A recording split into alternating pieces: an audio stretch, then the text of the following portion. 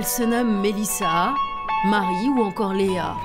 Toutes les trois sont en contrat d'apprentissage à Bassin Formation dans la filière commerce. Ici, on fait la théorie, donc on apprend comment les techniques de vente, tout ça, et puis après on applique en grande surface. On forme effectivement les apprentis, on a à peu près 300 jeunes en apprentissage, une quarantaine en contrat de professionnalisation, en alternance entre 320 et 350 jeunes à peu près par année qui se forment sur des CAP, sur du bac pro, du brevet professionnel en coiffure notamment, et puis des BTS. Pour être apprenti, il faut avoir entre 15 et 29 ans et surtout trouver un employeur. Alors l'apprentissage, c'est un contrat de travail.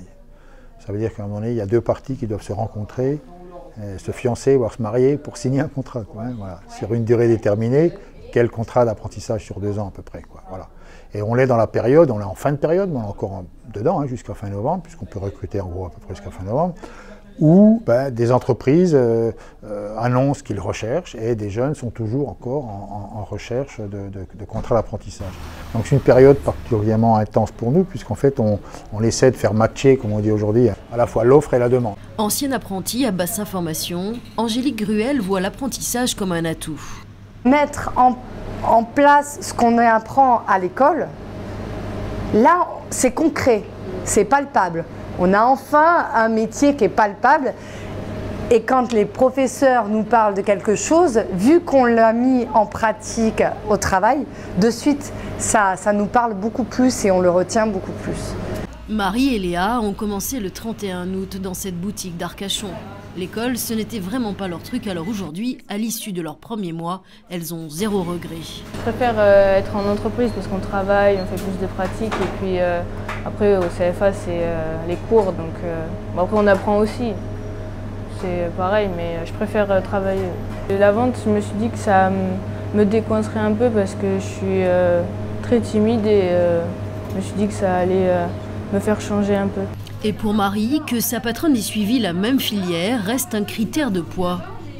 Elle a déjà eu notre place en tant qu'apprentie.